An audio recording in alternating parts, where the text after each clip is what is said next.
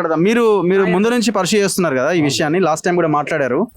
First సుప్రీంకోర్టులో మేము case గెలిచినామని private వాళ్ళంతా ఎంటర్ అయిపోయినారు. ఇలా చాలా మంది లీడర్, నాకు కూడా ఒకరిద్దరు ఫోన్ చేశారు. ఇప్పుడు మళ్ళీ గవర్నమెంట్ ఆర్డీఓ వచ్చి బోర్డు పెట్టింది. ఏం జరిగింది మధ్యలో? ఇది నేను అనుకుంటున్నాను ఏంటంటే గవర్నమెంట్ బోర్డు పెడితే వీళ్ళందరినీ నిలగొట్టవచ్చు ఈజీగా, తర్వాత మళ్ళీ వాళ్ళు అనుకున్న కంపెనీకి డెవలప్మెంట్ కింద ఇచ్చేయొచ్చేమో అనుకున్నారేమో. అవునండి, యాక్చువల్గా సెక్షన్ 164 ప్రకారంగా పెట్టారు. దాని ప్రకారం ఏంటంటే ఏదైనా డిస్ప్యూటెడ్ ల్యాండ్ ఉంటే దాన్ని రెవెన్యూ వాళ్ళు వాళ్ళ కస్టడీలో తీసుకోవడం జరుగుతుంది. అంతవరకే తప్ప వాళ్ళు గవర్నమెంట్ ల్యాండ్ అని, ఇప్పుడు గవర్నమెంట్ ల్యాండ్ అని ఇచ్చింది కూడా రెవెన్యూ వాళ్ళే, కలెక్టర్ గారే. తర్వాత ఈ రోజు నాడు కలెక్టర్ గారు వాళ్ళకు ఎన్ఓసి ఇచ్చారని కూడా ఆయన చెప్తా ఉన్నాడు. తర్వాత ఈ సుప్రీంకోర్టు ఆర్డర్ ఏదైతుందో టైటిల్ ఇవ్వలేదు, ఓన్లీ ఏదైతే గవర్నమెంట్ ఇచ్చిన జీవో ఏది టీఎన్జిఓస్ ఏపీఎన్జిఓస్కు హౌసింగ్ గురించి ఇచ్చిన జీవోస్ ఏదైతుందో అది దాన్ని డిస్మిస్ చేశారు సుప్రీంకోర్టు. దాన్ని ఆ కొంచెం ట్విస్ట్గా ఇచ్చిన దాన్ని అందులో క్లారిటీగా ఇవ్వలేదు. గవర్నమెంట్ ఏదైనా కానీ ఎంక్వైరీ చేసి నిర్ణయం తీసుకోవడానికి 166 ప్రకారంగా చేయమని చెప్పేసి ఇచ్చింది. కానీ ఇక్కడ ఏకపక్షంగా ఈ ప్రైవేట్ వ్యక్తులకు దారాదత్తం చేసే ప్రయత్నం జరుగుతూ ఉంది, చేస్తున్నారు కూడా. కాబట్టి ఇది ఏంటంటే ఇది చాలా అన్యాయం, రాజ్యాంగ విరుద్ధం. ఇది ఏదైతే రాజ్యాంగం మన సామాన్యులను పేదలను రక్షించే రాజ్యాంగంను దాంట్లో ఉన్న లూపెల్స్ను తీసుకొనేసి ప్రజల అధికారుల యొక్క అండదండలతోని, నాయకుల అండదండలతోని వీళ్లకు గూడు లేకుండా చేస్తూ ఉన్నారు. కావాల్సిన మెయిన్ ప్రజలకు గూడు కావాలా, అడిగింది కూడా గూడు కావాలని చెప్పేసి అడిగాం. ముందటి నుండి కూడా అడుగుతుంది అదే. కానీ అవన్నీ కాకుండా బెదిరించేసి 3 లక్షలు 5 లక్షలు అని చెప్పేసి ఎవరంతటి వాళ్ళని తీసుకొని వెళ్ళేసి వాళ్ళను బెదిరించి వాళ్ళను పంపించారు. ఈ రోజు నాడు సీఏ గారు అడుగుతున్నారు, పైసలు తీసుకున్న వాళ్ళు మళ్ళీ ఎందుకు వచ్చారని. అంటే పైసలు తీసుకొని అదేమన్నా అఫీషియల్ అగ్రిమెంటా? అవి పైసలు తీసుకున్నాడు అఫీషియల్ అగ్రిమెంటా? దాన్ని ఏ రకంగా దాన్ని అధికారికంగా మీరు ప్రూవ్ చేయగలరు? పైసలు ఇచ్చే అధికారం ఎక్కడిది? ఆయనకి ఎక్కడిది? ఆయన పేరు మీద టైటిల్ ఉందా? నువ్వు ఏ రకంగా ఇస్తున్నావు? దాన్ని నువ్వు అదే కాకుండా ఈ రోజు నాడు వాళ్ళు తీసుకున్న వాళ్ళు మళ్ళీ ఎట్లా రిటర్న్ వచ్చినారని అడుగుతా ఉన్నారు. ఆ రోజు నాడు మల్లన్న గారు వచ్చినప్పుడు మూకుమ్మడిగా అందరు కూడా సంఘీభావం తెలిపారు. దాంతో వీళ్ళు కొంత పాక్షికంగా కూలగొట్టింది, మొత్తం కూడా కూలగొట్టలేదు, పాక్షికంగా కూలగొట్టిన దాన్ని మళ్ళీ కూడా వాళ్ళు రావడం జరిగింది, ఉండడం జరిగింది. వాళ్ళు ఇక్కడనే ఉంటా ఉన్నారు కానీ వాళ్ళు పూర్తిగా తీసలేదు. కానీ ఇందులో పోలీసు వాళ్ళ యొక్క దౌర్జన్యం చాలా ఎక్కువ ఉంది. పోలీసులు అంటే పైన రాజకీయ నాయకులు వాళ్ళని యూజ్ చేస్తా ఉన్నారు. ఎవరన్నా తెలుస్తున్నాయి ఆ పేర్లు ఏమన్నా? ఈ లీడర్ ఉన్నాడు, ఆ లీడర్ ఉన్నాడని పేర్లు బయటికి రావట్లేదండి. ఉన్నవాసం బయట ఏవో పేర్లు, కానీ దాంట్లో శాంటిటీ ఎంత కరెక్టో మనకు తెలియని దాని గురించి మనం మాట్లాడదు. కానీ ఎవరైనా రావాలి, ఇంతవరకు ఎవరు రాలేదు, దాని గురించి ఎవరు మాట్లాడలేదు. మేము ఇది కూడా చెప్పాము సిఏ గారికి, ఇది అన్యాయం అండి, పేదలకు ఈ రకంగా చేస్తూ ఉన్నారు, మీరు కేసులు పెట్టొద్దు అని అన్న. మాకు అసలు ఎఫ్ఐఆర్ ఏదైతే ఉందో ఓన్లీ 10 మంది మీద పెట్టడం జరిగింది. ఆ 10 మంది పెట్టిన నేను వస్తున్నాను 10 మంది మీద పెట్టి దాంట్లో ఇది బెయిలబుల్ సెక్షన్స్ పెట్టి ఆ తర్వాత వీళ్ళందరినీ కూడా చేర్చేసి ఒక ఉద్దేశపూర్వకంగా వాళ్ళని ఎంక్వైరీ గురించి అని పిలిచేసి మాకు నిన్న వాళ్ళని రిమైండ్ డైరీలో వీళ్ళందరినీ కూడా నాన్ బెయిలబుల్, దీంట్లో నాన్ బెయిలబుల్ ఉంటారు. మీరు ఎఫ్ఐఆర్ చూస్తే బెయిలబుల్ ఉన్నాయి, ఈ దీంట్లో చూస్తే నాన్ బెయిలబుల్ ఉంది. అంత పెద్ద అఫెన్స్ ఏం చేశారు వాళ్ళు? నేను వాళ్ళని పట్టుకొని మీకు సేఫ్గా అప్పగించడమే తప్ప. మాట్లాడదాం. ఏమైందమ్మా? ఈ అమ్మాయి పెళ్లి గోల్డ్ పోయిందా? ఎత్తుకపోయారు? ఎంత? 2 తులాల పెద్ద చైన్, 2 జతల కమ్మలు, మ్యాట్నీలు, మొత్తం 3.5-4 మధ్యలో ఉంటుంది. 4 తులాలు మొత్తం. ఎక్కడ పెట్టిరు మీరు? మేము బీరువాలో పెట్టినాం. బీరువాలో పెట్టి ఉంచితే వాళ్ళు హిజ్రాలతో పాటు రౌడీలు వచ్చి వాళ్ళు రాళ్ళతో విసురుతూ వస్తూ ఉండడంతో మేము వెళ్ళిపోయాం, అక్కడ నుండి బయటికి వెళ్ళిపోయాం. వాళ్ళు 5-6 మంది 10 మంది దాకా ఒకేసారి, జనాలు పబ్లిక్ తక్కువ ఉన్నారు ఆ రోజు. కొంచెం మీరు కంప్లైంట్ ఇస్తే మీ కంప్లైంట్ మీద ఎఫ్ఐఆర్ ఏం చేయలేదా? నాది సపరేట్ తీసుకోలేదు, నా దాంట్లోనే రాసుకున్నారు. ఇంటికి వచ్చి అడిగితే చెప్పాను డీటెయిల్స్ ఇది అని చెప్పి. ఆ తర్వాత నేను 1-2 సార్లు వెళ్ళి కలిస్తే ఎంక్వైరీ జరుగుతుంది, చేస్తాం ఫోన్ చేస్తాం అన్నారు. అంతే, ఇప్పటి వరకు ఏం చెప్పలేదు. నిన్నొచ్చినప్పుడు నేను అడిగితే ఈ పని మీద రాలేదు, మేము వేరే పని మీద వచ్చాం అన్నారు.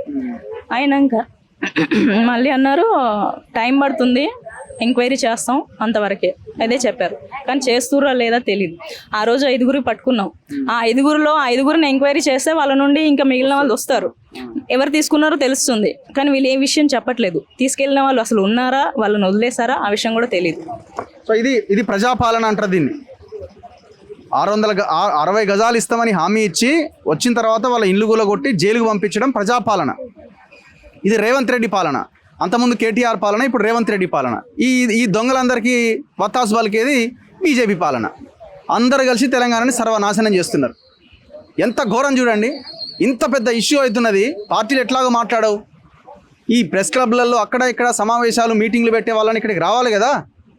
దయచేసి ప్రతి ఒక్కరూ ఈ గౌలిదొడ్డి బసవతారక నగర్కి వచ్చే ప్రయత్నం చేయండి. అమాయకులైన ఈ వడ్డెరల మీద, ఎస్సీల మీద, ఎస్టీల మీద, బీసీల మీద 44 మంది మీద నాన్ బెయిలబుల్ సెక్షన్లు, 46 మంది మీద నాన్ బెయిలబుల్ క్రిమినల్ కేసులు పెట్టింది ఈ రాజ్యం. ఎంత ఘోరం చూడండి. ఉన్నాయి అన్ని ఉన్నాయి. మీరెక్కడ? మేము మల్లన్న టీం 3 తారీఖు నుంచి వస్తున్నాం. మేము ఇక్కడ 3 తారీఖు నుంచి చెప్పొద్దు, పోలీసు వాళ్ళు చాలా అరాచకం చేస్తున్నారు.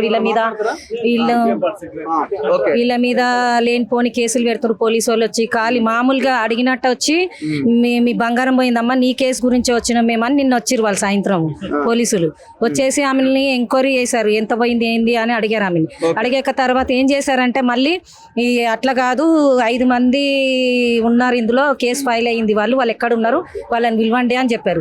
సరే అని రంగయ్యని, గోవిందిని వీళ్ళు పిలుచుకొచ్చారు. 5గురిని పిలుచుకొచ్చి వాళ్ళని మీ మీద కేసు ఫైల్ అయ్యింది బంగారం మీద అని చెప్పేసి వచ్చి ఎంతమందిని అరెస్ట్ చేశారు? ఇప్పుడు నిన్నైతే సాయంత్రం 5 మందిని తీసుకెళ్లారు. మొత్తం నిన్న 2 తీసుకెళ్లారు. ఇప్పుడైతే 10 మంది వెళ్ళారు కోర్టుకి వెళ్ళారు వాళ్ళు. ఇక మళ్ళీ లాయర్ గారు కూడా వెళ్ళారు. కానీ ఇది ఎంతవరకు న్యాయం? ఇది అయితే అసలు న్యాయం అనేది కాదు. అయినా కానీ వీళ్ళ మీద దౌర్జన్యం చేయడానికి ఏం హక్కు ఉన్నది వాళ్ళకి? అసలు ఇంత హక్కు ఏంది? ఇంత అరాచకం ఏంది? చిన్న పిల్లల్ని కూడా చూడట్లేదు. చిన్న పిల్లల మీద కూడా, ఆడపిల్లలు, వయసు పిల్లల మీద కూడా చేస్తున్నారు వాళ్ళు. అది ఎంతవరకు సభ న్యాయం? అది చాలా ఖండిస్తున్నాం మేము కూడా, గవర్నమెంట్ కూడా ఖండిస్తున్నాం మేము. ఎందుకంటే గవర్నమెంట్ ఇంతవరకు ఇంత జరుగుతుంది. 3 తారీఖు నుంచి మల్లన్న టీం కూడా చాలా కష్టపడుతుంది. మల్లన్న టీం కూడా వస్తుంది ప్రతిరోజు సాయంత్రం పగలు ఎనీ టైం ఇక్కడ 24 గంటలు వస్తున్నాం పోతున్నాం, లోకల్లోనే ఉన్నాం. కానీ ఇంతవరకు దాకా ఎందుకు స్పందించట్లేదు రేవంత్ రెడ్డి గారు? ఎందుకు స్పందించాలి కదా వీళ్ళ పైన. ఏదో ఒకటి జ్వరం వచ్చినా, రోగాలు వచ్చినా ఏదో ఇంత తీసుకెళ్లి వాళ్ళని స్పందిస్తున్నారు జనాలని. మరి ఇక్కడ తిండి తిప్పలు లేకుండా ఎందుకు స్పందించట్లేదు? మాట్లాడదాం. మీరండి? నా పేరు కృష్ణని, ఇక్కడ సిపిఎం పార్టీ. మేము గతంలో కూడా ఈ బసతారకంలో చంద్రకళ గారు కూల్చినప్పుడు మేము కూడా పోరాటం చేశాము. ఆ పోరాట క్రమంలో మల్లు రవి గారి అధ్యక్షతన సీఎం అప్పుడు ఉన్నటువంటి పిసిసి రేవంత్ రెడ్డి గారిని తీసుకురావడము, అదేవిధంగా వామపక్షాలకు కూడా ఫోన్ చేసి మీరు కూడా రావాలి, మీ సహకారం కావాలి. ఆ రోజు మేము ప్రత్యక్షంగా ఉన్నాం. రేవంత్ రెడ్డి గారు వచ్చినప్పుడు ప్రత్యక్షంగా ఆయన సభలో పాల్గొన్నాం. బిందెలు, సామాన్లు, బియ్యాలు ఇవన్నీ ఎంబీసీ చైర్మన్గా ఉన్నటువంటి జరిపేటి జయపాల్ గారు వాళ్ళు స్పాన్సర్ చేయడం జరిగింది. సీఎం ప్రత్యక్షంగా వచ్చి మాజీ అప్పుడు పీసీసీ ఉన్నటువంటి రేవంత్ రెడ్డి గారు రావడం జరిగింది. అయితే అక్కడ జరిగినప్పుడు సందర్భంలో మీకు నేను ఎన్నికలు గెలిచిన వెంటనే ఈ బసవతారక నగరాన్ని ఇందిరమ్మ పథకం కింద నేను ఇల్లు చేస్తాను అని చెప్పేసి చెప్పడం జరిగింది. ఈరోజు ఇందిరమ్మ ఆత్మ ఘోషిస్తున్నది రేవంత్ రెడ్డి గారు. ఆ ఆత్మ ఘోషించనే పరిస్థితి కనబడతా ఉంది. వీళ్ళ బడుగు బలహీన వర్గాలు ఈరోజు క్రెషర్ ఉంది. ఈరోజు వలస వచ్చే అంటే ఈ ఒడ్డర్లు సంచార జాతులుగా తిరిగే వాళ్ళకు ఒక జీవో ఉంది. వాళ్ళు ఎక్కడ గుడిసెలు వేసుకుంటే అక్కడ వాళ్ళకు స్థిర నివాసం ఏర్పాటు చేయాలని చెప్పేసి ఒక జీవో చట్టాలు ఉన్నాయి రాజ్యాంగంలో. వాటిని అన్నింటినీ ఉల్లంఘించి ఈరోజు జైబేరి, అదేవిధంగా మై హోమ్ లాంటి ఈ చుట్టుపక్కల లక్షల వేల కోట్ల భూముల ధరలు పెరగంగానే చిన్న చూపుగా ఉన్నటువంటి వీళ్ళని అన్యాయంగా అసలు మానవ రూపంలో ఉన్నటువంటి రాక్షసుల్లా ఈరోజు ఎగబడి మనుషులని చిందరవందర చేయడం జరిగింది. ఈ చిందరవందాన్ని ఇప్పటికైనా ఈరోజు హోంశాఖ కూడా రేవంత్ రెడ్డి గారి దగ్గరనే ఉంది. మీకు ఎస్బీ కానీ ఇప్పుడు ఇంటెలిజెన్స్ కానీ మీకు తెలియదా? ఇక్కడ వస్తున్న వాళ్ళు ఎవరెవరో తెలియదా? ఈరోజు రెవెన్యూ కానీ ప్రభుత్వం కానీ ప్రభుత్వాలు అంటే ఇతర పార్టీలతో సంబంధం లేకుండా ఒక శక్తులుగా తయారైనరు. 2,000 కోట్ల భూములని ఇప్పుడు కబ్జా చేస్తే బైఫర్కేషన్లో విడిపోయింది అనుకో, షేర్లింగం పల్లెట్ అయితే అది గచ్చిబౌలి ఇటు అయితే ఇక్కడ ఎమ్మెల్యేగా పోటీ చేయడం కోసం కూడా లబ్ధి పొందాలని చెప్పి ఎమ్మెల్యేకి సిగ్గుండాలి కదా, ఇంతవరకు అన్నా కనీసం రావాలి కదా.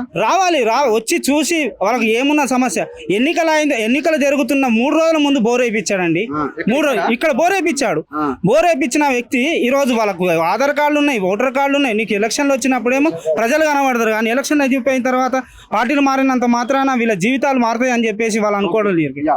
సో ఇది జనమంతా ఈ రకంగా వీళ్ళు ఆందోళన చేస్తున్నారు ఈ టెంట్ కింద కూర్చొని.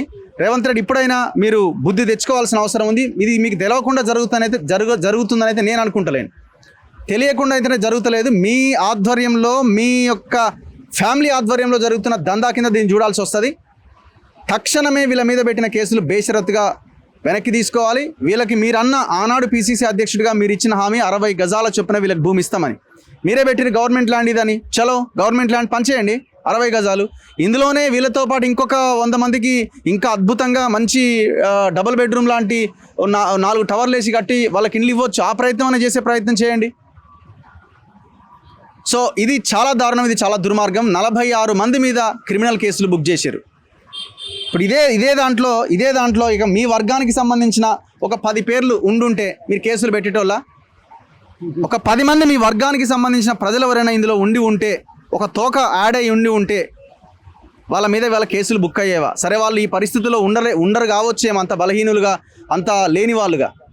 ఒకవేళ ఉంటే మీరు వాళ్ళు కూడా ఉన్నారు. ఇట్లాంటి వాళ్ళు కూడా తెలంగాణలో ఎక్కడో దగ్గర అగ్రవర్ణాల్లో ఉన్న నిరుపేదలు కూడా చాలామంది ఉన్నారు.